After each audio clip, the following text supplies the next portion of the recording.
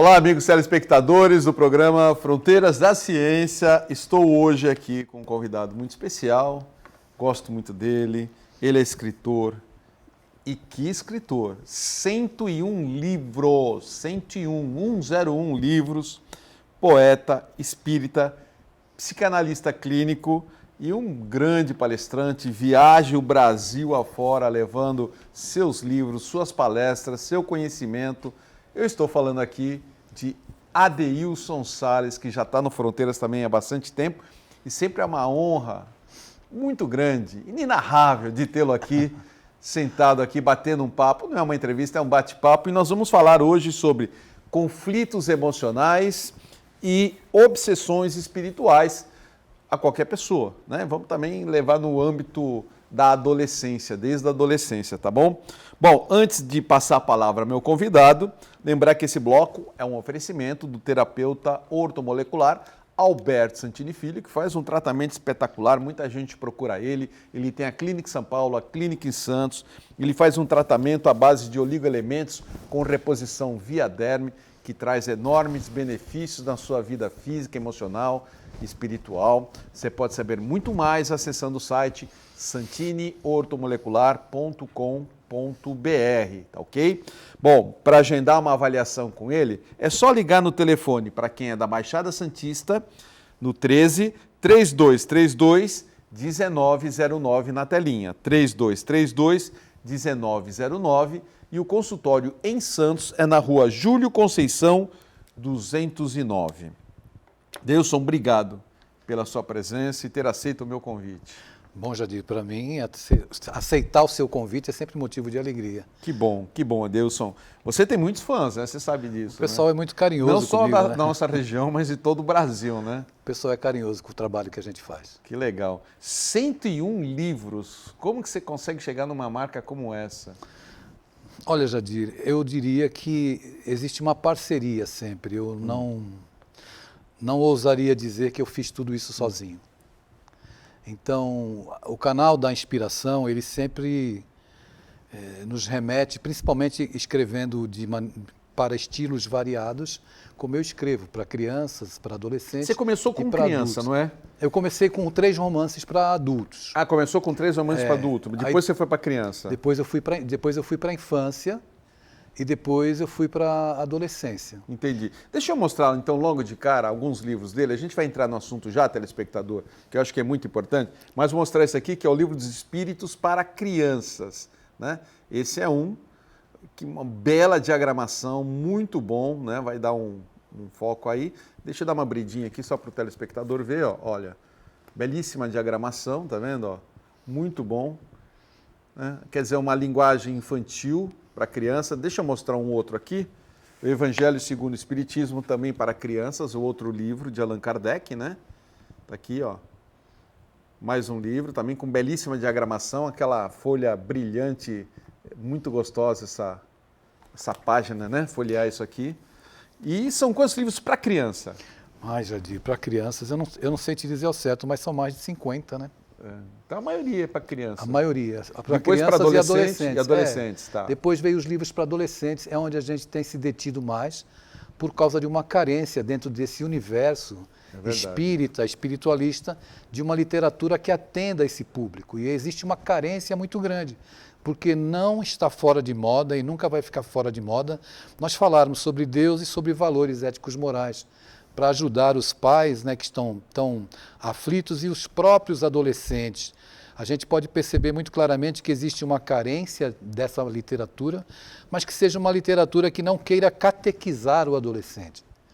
Uma literatura que esteja no mundo deles e trate das angústias deles. E você pode levar informações da espiritualidade, do espiritismo, de uma forma adequada, respeitando o teu leitor. E outra coisa, porque o pessoal pergunta, mas onde eu acho o livro? Eu quero dar para o meu filho, para a minha filha, ou dar de presente para uma criança, né? Todos os livros que a gente falar do Adeilson, todos, não estamos aqui para falar dos livros, obviamente, sim, mas faz parte.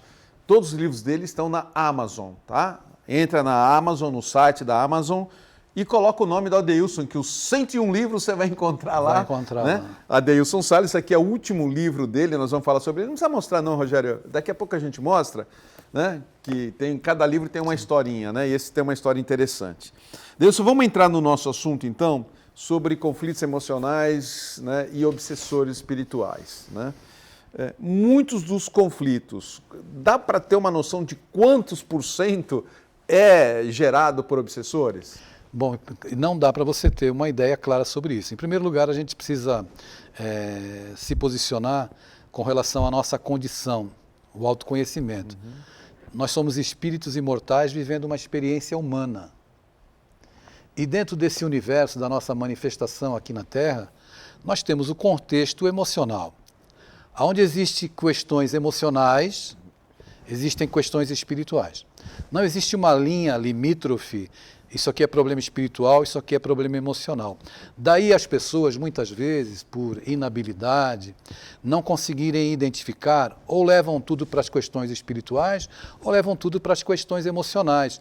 Então, para que a gente tenha uma fala assertiva sobre aquilo que é emocional, sobre aquilo que é espiritual, é necessário você conhecer o contexto da pessoa. Não é preciso que você seja um psicólogo ou um psicanalista, mas nós precisamos entender como é que a pessoa está vivendo, seja adulto, seja adolescente, ou até mesmo a criança, qual é o contexto que ela vive, para que a gente possa definir se aquilo é um problema espiritual ou um problema emocional. Então, dentro do movimento espírita, dentro das casas espíritas, apresenta-se a terapêutica espírita.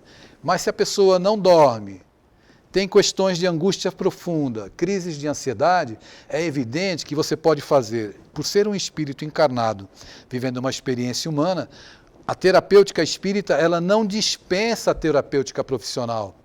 Então é aconselhável que a pessoa busque ajuda de profissionais, de terapias que irão lhe auxiliar. Se eu estou, mesmo que seja através de um processo obsessivo, descompensado emocionalmente, se o meu quimismo cerebral está alterado, se a produção enzimática do meu cérebro faz com que eu experimente um período depressivo, é evidente que eu vou necessitar de uma alopatia. E quem indica isso é um médico, é um profissional. Então, as terapêuticas, elas se complementam. Veja que interessante. Eu vejo nisso até a bênção da presença de Deus na vida do ser humano. Nós temos o lado para cuidar da espiritualidade e temos o lado para cuidar tanto do aspecto emocional, mental, quanto do corpo físico. Então, tudo isso caminha paralelo. Enquanto espírito, eu tenho uma sede que ela é inerente à minha condição espiritual. Eu posso sentir um vazio existencial, eu posso sentir algumas inquietações, eu posso ter algumas impressões físicas por ser médium, sensibilidade acurada, eu entro num lugar, não me sinto bem, eu falo com alguém, sinto um arrepio. Existem alguns sinais característicos, eles não devem ser formatados nem generalizados, mas são muitos, isso é multifatorial. As questões daquilo que a gente sente e daquilo que a gente percebe. E quem conversa com a pessoa que busca ajuda tem que ter uma experiência, tem que ter uma sensibilidade, porque caso contrário, eu vou dizer para você, Jadir, Jadir, eu estou ouvindo vozes, e você sem conhecimento vai dizer para mim assim, não, então você é médium, mas eu posso ser um esquizofrênico, porque a esquizofrenia, que é uma dissociação da realidade, faz com que eu ouça vozes. Então a gente tem que ter muito cuidado. Tem que ter discernimento. Discernimento. Né? Existe uma interação, né? O próprio Paulo apóstolo dizia, nós vivemos cercados por uma nuvem de testemunhas. E essas testemunhas espirituais, os espíritos, eles nos influenciam. Então a gente precisa ter muito cuidado para falar, para não nos comportarmos aqui como criaturas alienadas, tudo é espiritual, e tudo é emocional. Não, a gente tem que ter bom senso para ficar muito claro isso. Tem que ter discernimento nesse caminho. Até para quem nos ouve, né? Tomar muito cuidado, a gente tem que ter muita responsabilidade com o que estamos falando aqui para os nossos telespectadores. Agora, quando a gente pensa em obsessão, normalmente a gente pensa para o mal, mas ela também pode ser para o bem, né? Eu posso estar aí sofrendo uma influência benéfica, não posso? Se existe cerceamento da tua liberdade, nunca vai ser para o bem. Eu sou seu pai, eu desencarnei, vejo que você está triste ou passando por um problema. Se eu tento de alguma forma ajudar, mas a minha presença ela pode ser uma presença inoportuna, não porque eu não te ame, porque eu não tenho habilidade e não sei que essa minha presença exagerada está te causando alguma influência. Por exemplo, eu atendi uma pessoa uma vez, uma senhora, que se queixava de uma dor no peito extrema. E já tinha feito várias avaliações cardiológicas, exames médicos de toda a ordem. Então, já que ela tinha mapeado tudo no campo da medicina, físico, eu perguntei a ela se algum parente, algum ente querido, alguém próximo, que ela gostava muito, havia desencarnado. E ela se reportou ao marido, que havia falecido por infarto do miocárdio 1 ano antes. E aí, quando é que começou esse mal-estar? Poucos meses depois do desencarne do meu marido. Então você não afirma de maneira cartesiana, mas você tem um campo para você investigar e para orientá-la. Você pensa muito nele, você chama muito por ele, você lamenta muito a morte dele. Tudo isso é uma forma de se criar um vínculo com essa entidade que está no mundo espiritual. Então, muita coisa pode ser problemas gerados no aspecto físico, eles podem ser oriundos tanto de problemas emocionais, sim, como até mesmo por obsessão. Pode acontecer sim, Jardim. Quando a pessoa está porque a obsessão, ela tem algumas fases, né? O próprio Allan Kardec classifica no livro dos médiuns o processo obsessivo em 3 fases. Obsessão simples, fascinação e subjugação. Quando Kardec estudou isso, apresentou isso para o mundo, ele se reportava apenas à mediunidade. E é evidente que o desdobramento, o tempo, a ciência, o avanço do conhecimento, a gente percebe que a influência espiritual ela não se manifesta apenas sobre o médium. Lá no Livro dos Espíritos, na pergunta 459, Allan Kardec indaga se os espíritos, indaga para os imortais, se os espíritos influenciam a nossa vida. E eles deram uma resposta que, quando eu li as primeiras vezes, eu fiquei assim, muito decepcionado e frustrado. Eles disseram que eles influenciam sim, muito mais do que imaginais, e na maioria das vezes são eles que vos dirigem. Então, eu fiquei até, de certa forma, com a ignorância ofendido, porque eu não me considero um fantoche. Eu tenho livre-arbítrio, eu penso, eu escolho, eu faço. Só com o tempo é que eu fui me dar conta que esse direcionamento que eles assumem sobre o nosso psiquismo, ele se dá todas as vezes que nós somos sequestrados pelo mundo. Ele se dá todas as vezes que nós reagimos ao mundo. Quando eu reajo, eu não ajo com a própria vida, eu me coloco numa posição de absoluta fragilidade, portanto eu me torno refém. Daí, diante do meu descontrole emocional, psicológico, existe um campo que eu abro para que a influência se dê. Eu não gosto do Jadir. E isso eu acalento aqui dentro de mim, disfarço muito bem e você não percebe. Mas no momento em que a gente tem qualquer outra dissensão, esse meu não gostar pode ser potencializado por influências espirituais que me fazem não apenas não gostar, mas passar a odiar o Jadir. Ele é isso, ele é aquilo. Então intensifica, né? Intensifica. Aquela torrente de pensamentos mórbidos com relação a você, de animosidade, podem ser potencializadas. Nesse instante eu estou sendo dirigido. Quando eu procuro manter uma vida equilibrada, não é uma vida santificada, uma vida humana comum de quem sofre as dificuldades, de quem se aborrece, quem se entristece. Vale a pena a gente comentar aqui nesse espaço que, infelizmente, hoje em dia, as emoções humanas e os sentimentos humanos estão sendo patologizados. Ou seja, você ficar triste, você está doente. E não é assim. Nós devemos ficar tristes, com raiva, magoados, mas nós não devemos viver nem tristes, nem com raiva, nem magoados. Mas as emoções humanas, esse combo é natural que se experimente. Mas se existe um exacerbamento no meu comportamento emocional, é evidente que eu abro o campo para os processos de influência espiritual. Mas aí vem a pergunta, qual é o processo para o equilíbrio? O processo para o equilíbrio, em primeiro lugar, a gente tem que buscar o autoconhecimento, como é que eu estou reagindo diante da vida, onde é que está, como diz o próprio Evangelho, palavras de Jesus, né? Onde estiver o vosso tesouro, estará o vosso coração. Onde estão os seus interesses hoje? Onde estão os seus interesses? Os processos de ansiedade, eles podem se dar, e aí deflagra questões espirituais também. Quando eu, por exemplo, desejo controlar a sua vida, ou quando, por exemplo, eu quero controlar a vida de uma maneira geral. E nós não temos controle sobre isso, Jadir.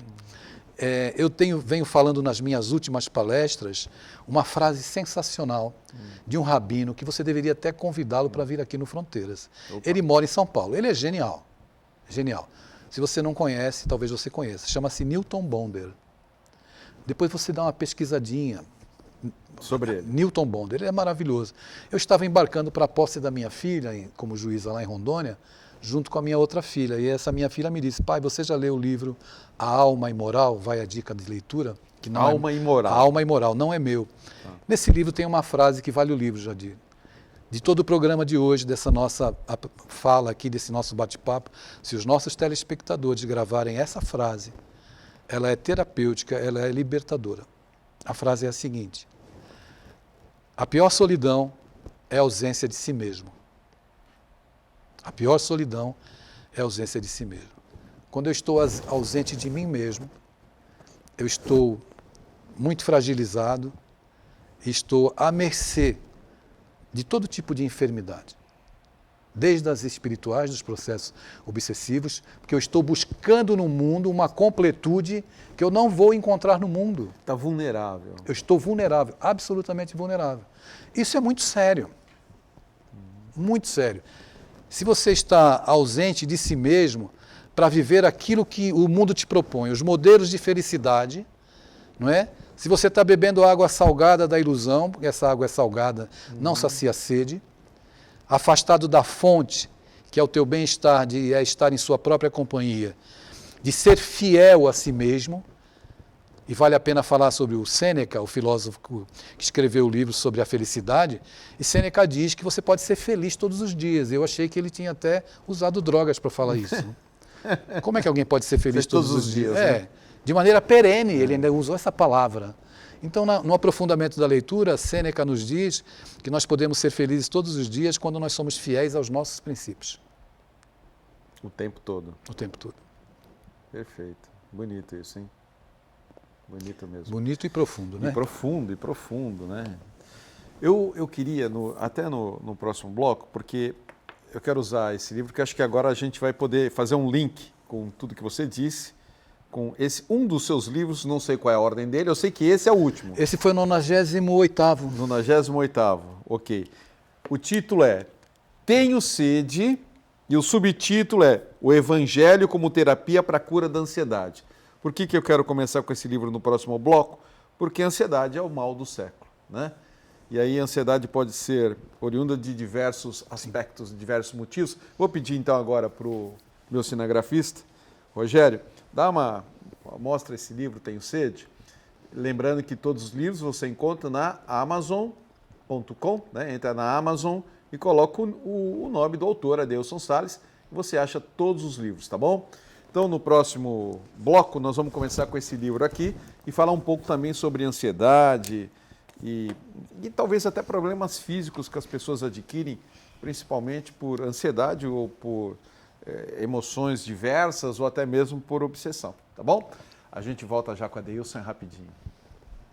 Estamos de volta hoje conversando com o escritor, poeta, espírita, psicanalista clínico, palestrante Adeilson Salles, com o tema conflitos emocionais e obsessões espirituais.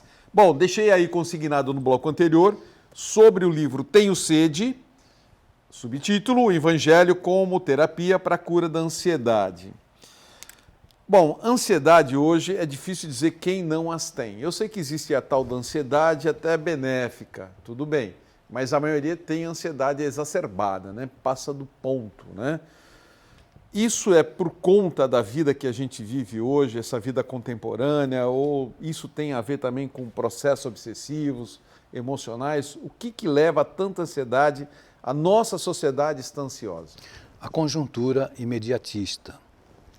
A vida líquida, segundo Zygmunt Bauman, o nosso querido sociólogo polonês, que falava sobre, tem um livro dele muito especial que se chama Nascidos em Tempos Líquidos, que fala das crianças que estão nascendo nesses tempos líquidos. Eu identifiquei que as pessoas que me buscavam como psicanalista tinham algo em comum, que é essa sede, essa ansiedade. E é evidente que a partir do momento, eu disse isso no bloco anterior, que eu tento manter um controle sobre a vida, sobre as pessoas, é claro que eu não vou conseguir, porque a vida só tem de permanente a sua impermanência, né?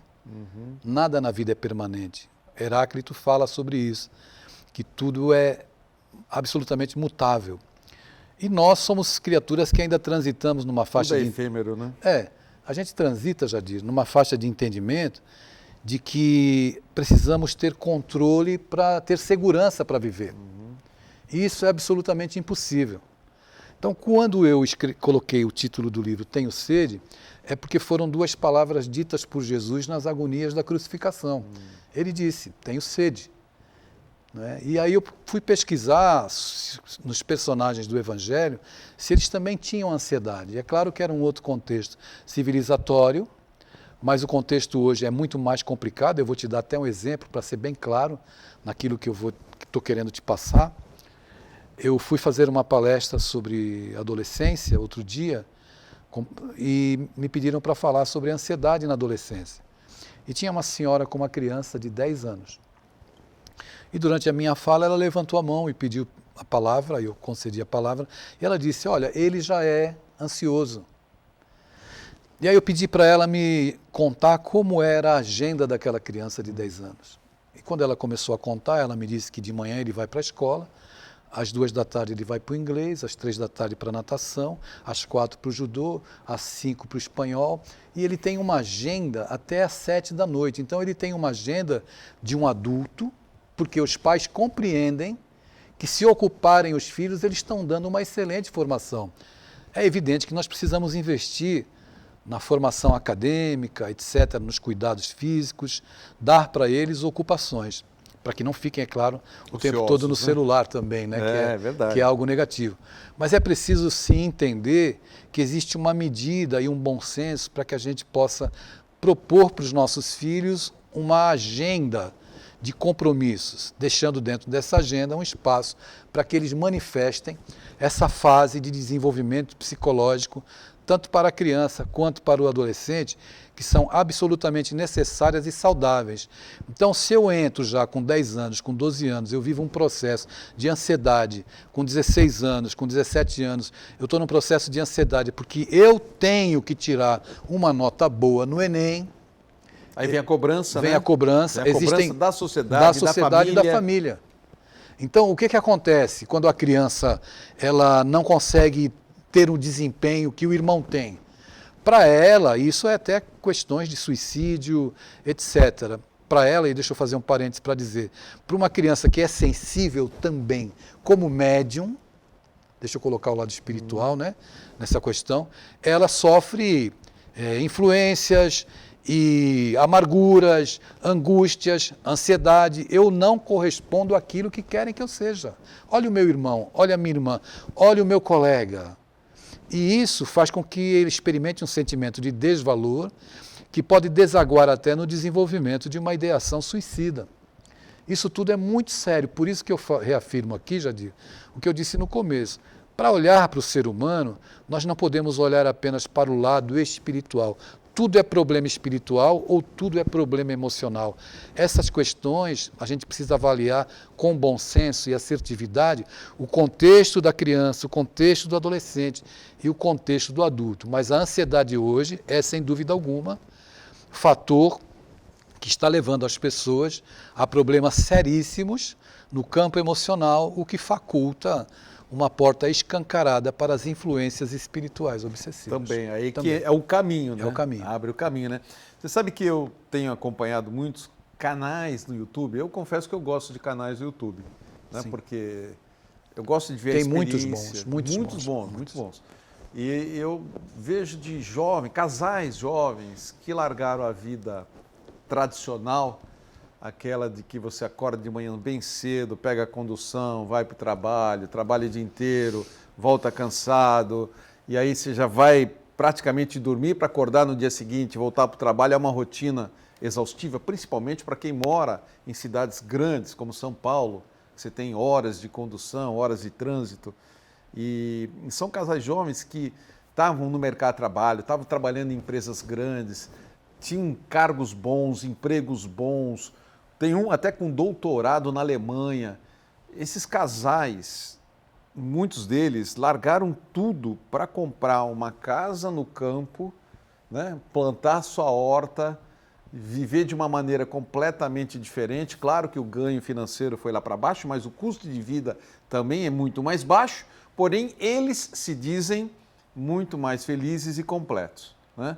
Então é uma inversão que houve antigamente, o pessoal vinha do campo para a cidade e parece que muitos estão indo hoje da cidade para o campo em busca da felicidade plena, entre aspas, né?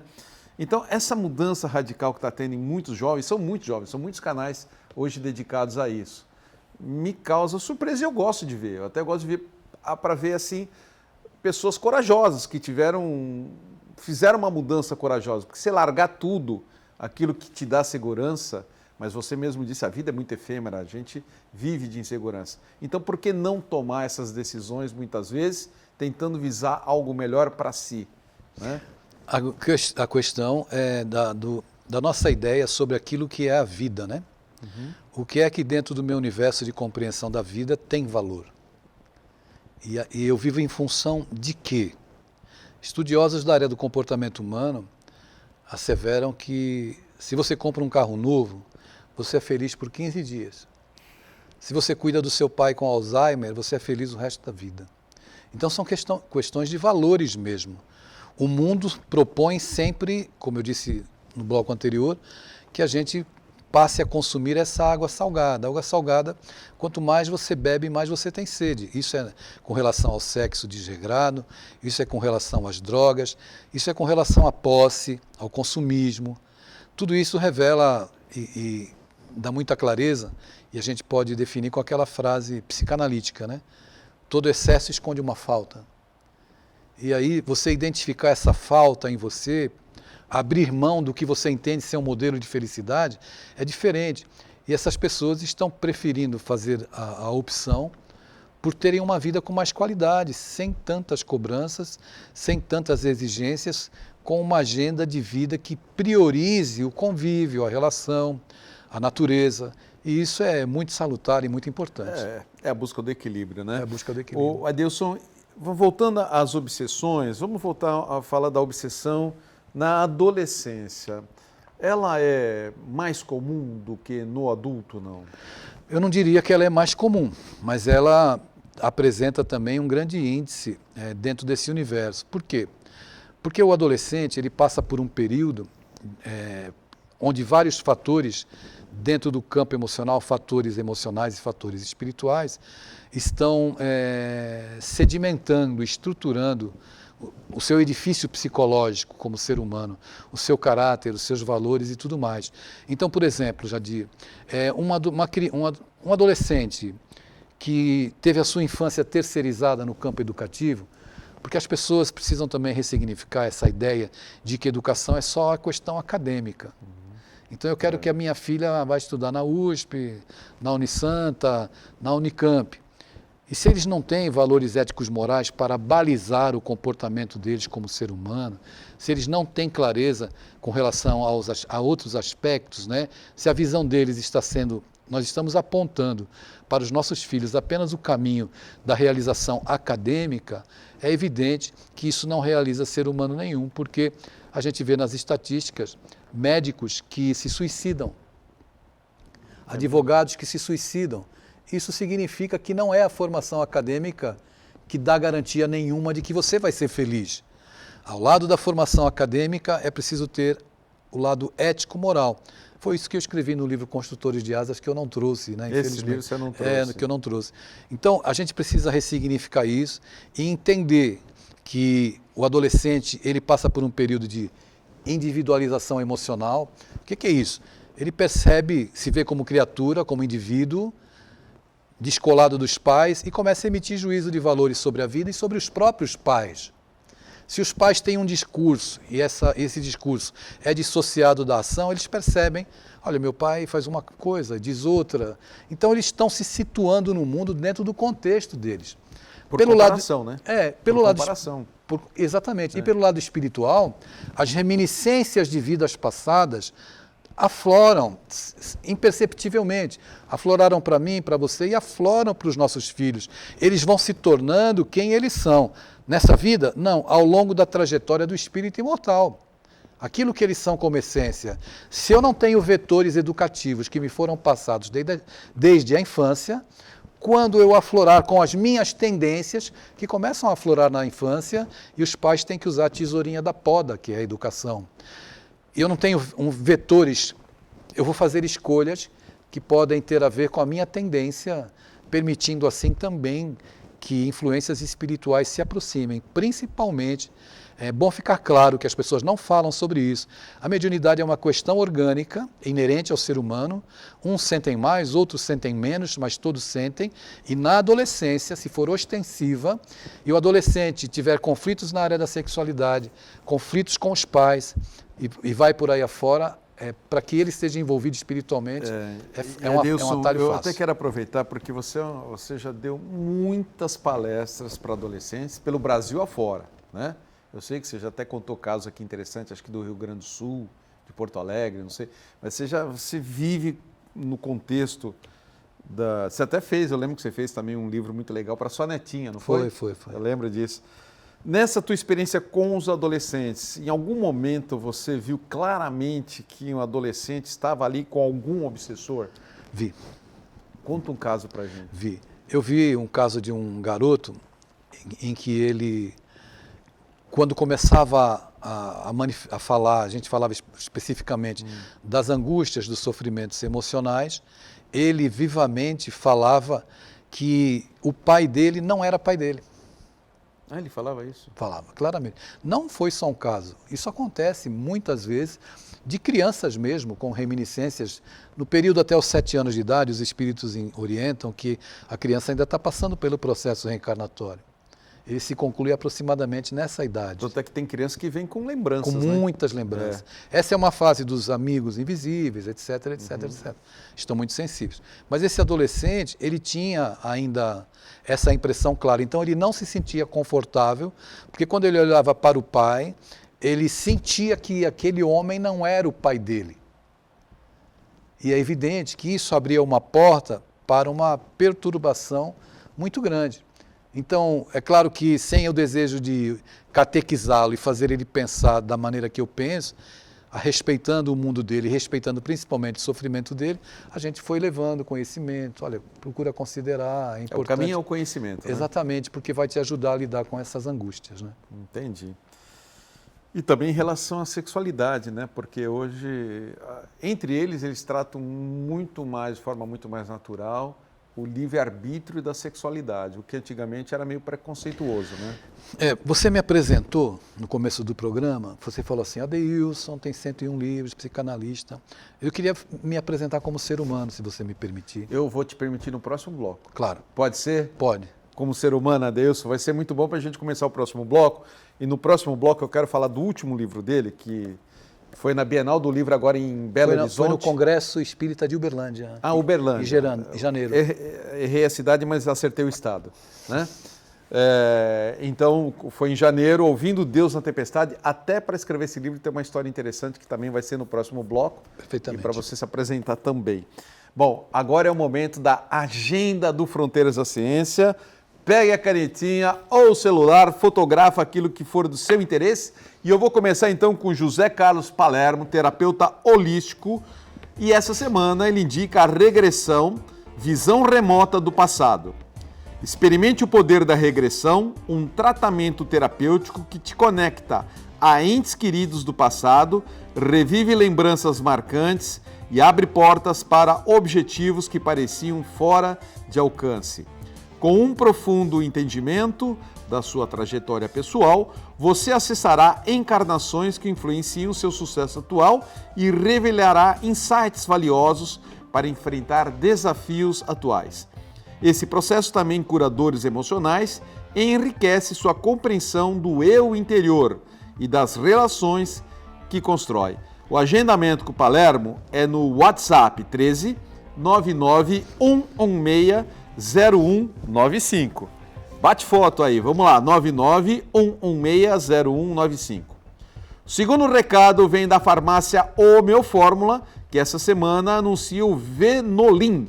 Você sofre com pernas inchadas, sensação de peso, cansaço ou aqueles vasinhos incômodos que tanto incomodam no dia a dia? Venolim é um fitoativo 100% natural e de alta performance que oferece alívio real para sintomas como inchaço, cãibras, dores nas pernas e até coceiras. Reduz o aspecto dos vasinhos, sensação de peso e cansaço, inchaço e até coceira.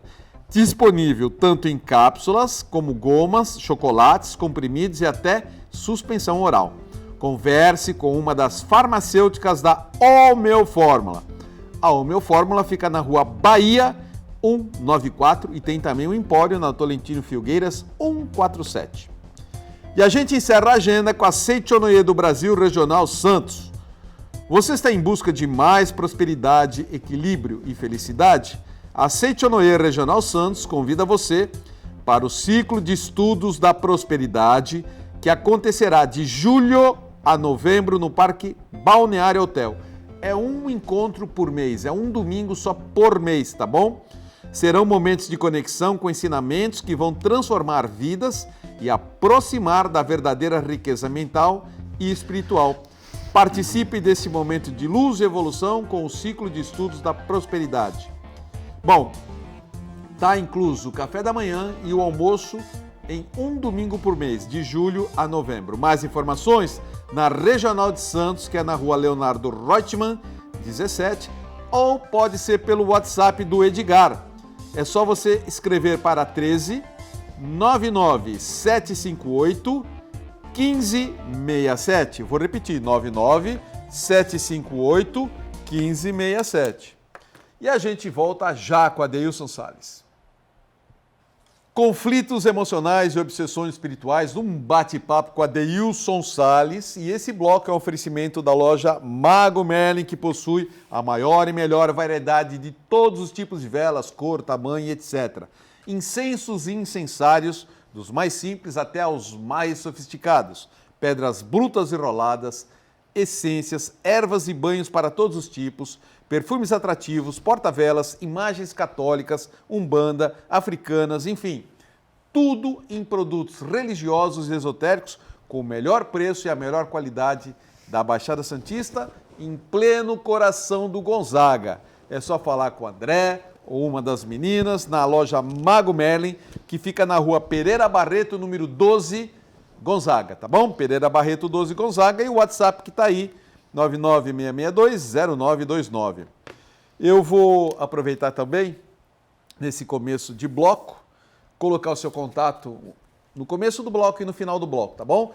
Se você já tiver com a câmera do celular aí apontado para anotar, eu quero mandar uma pergunta para o Adeilson Salles, eu quero falar sobre o livro, qualquer coisa que você queira com o Adeilson, pode ser no WhatsApp dele, tá aí na telinha. Então tá aí, 13 99 735 5792, tá bom? 99 735 5792. Eu quero ver pelo Instagram, né? Então você tem 2 Instagrams dele aí para você segui-lo.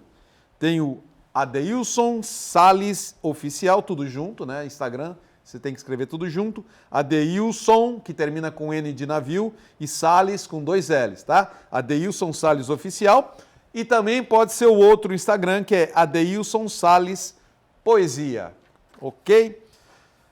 Adeilson, apesar de estarmos no terceiro bloco, se apresente. Então, quando você falou de sexualidade, eu faço isso nos eventos com jovens e com os adolescentes que eu atendia. Por quê? Você vai entender por quê. Então as pessoas me apresentam como escritor, etc, etc. Eu digo, agora eu vou me apresentar como ser humano. Eu tenho 3 filhas, tenho 5 netos. Uma das minhas filhas é uma mulher trans. É uma mulher trans que me tornou um pai melhor, um homem melhor, um psicanalista melhor e um escritor melhor. Eu faço essa fala, não porque eu tenha alguma bandeira, é porque eu tenho muito orgulho da minha história e principalmente muito orgulho da minha filha. E eu faço essa fala porque eu sei que muitos pais têm dificuldades, às vezes, de lidar, de aceitar e de entender. E quando o meu filho me disse que era filha, eu disse a ele perguntei a ele o que iria mudar na nossa relação, porque eu o amava. Então, onde ele não fosse aceito, eu também não seria aceito. Onde ele não fosse bem-vindo, eu também não seria bem-vindo. Essa história é uma história muito bonita, que eu já contei inúmeras vezes, a história mesmo, né? Não vou contar hoje porque não dá tempo, evidentemente, e que já viralizou muitas vezes e que muitos garotos e garotas trans já me procuraram desejando que eu fosse pai deles.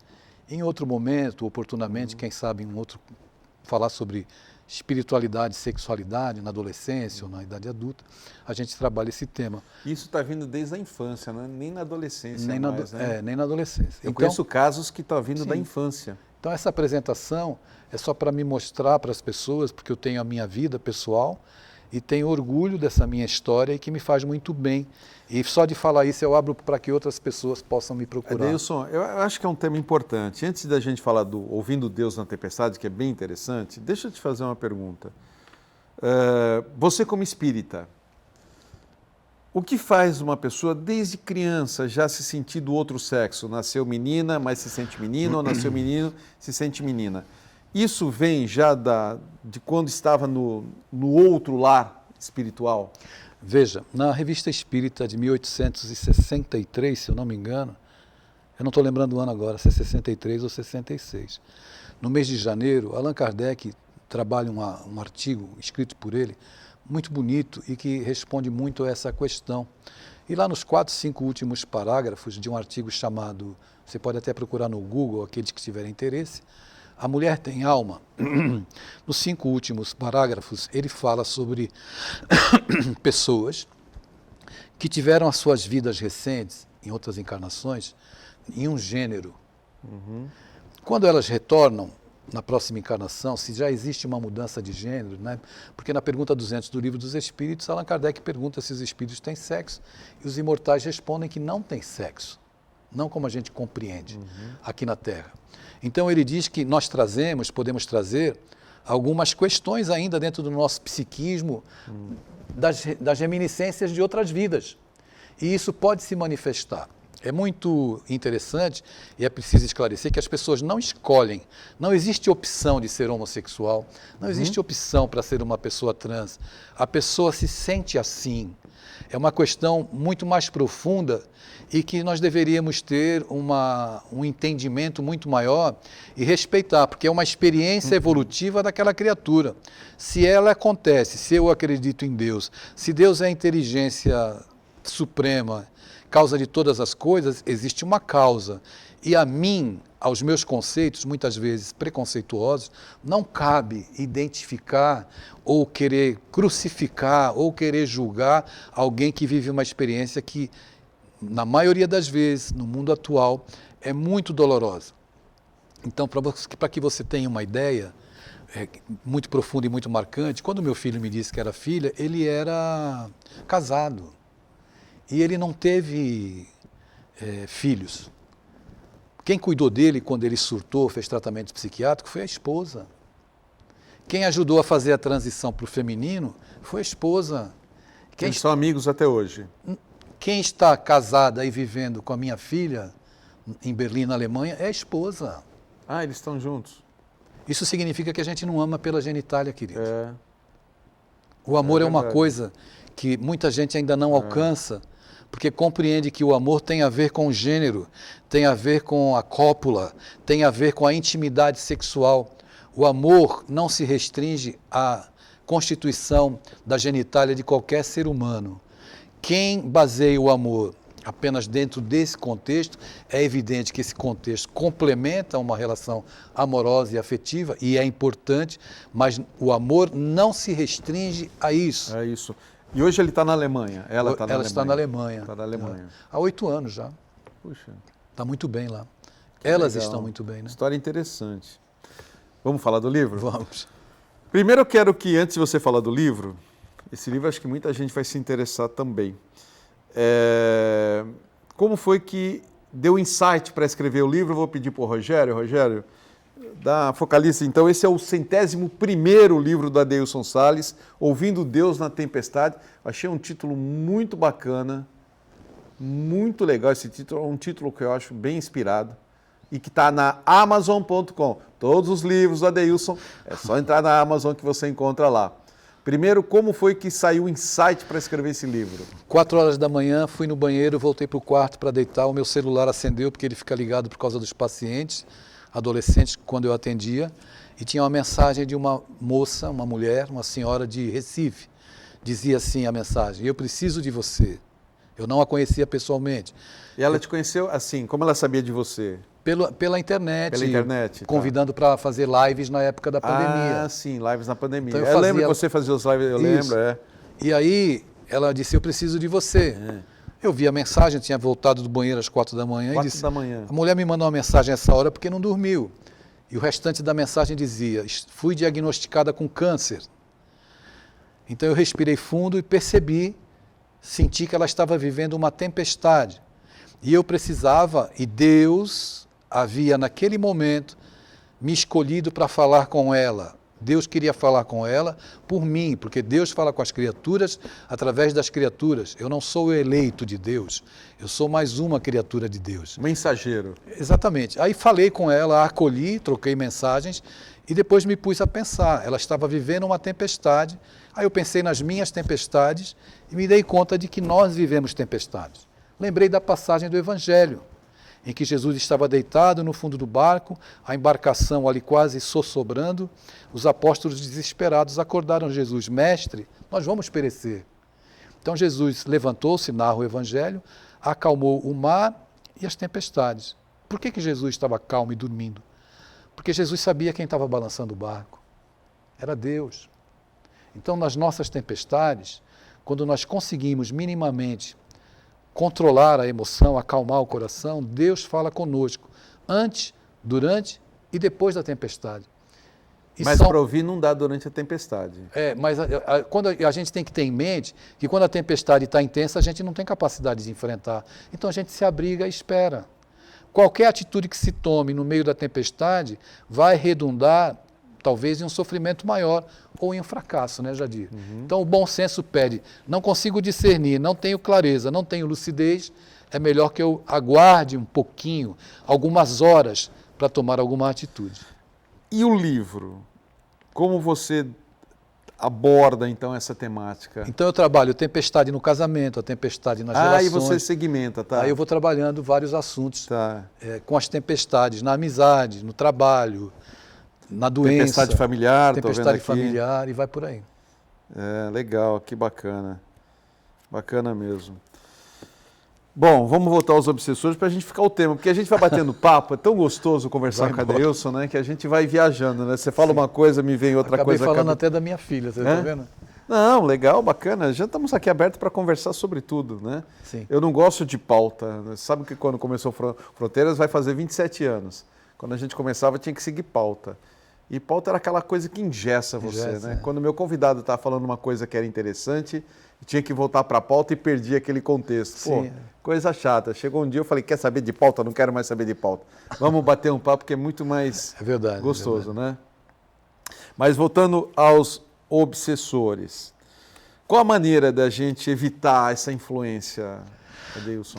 Eu não vejo que existe uma maneira de evitar. Se existe uma influência perniciosa, é porque existe algo pernicioso em mim.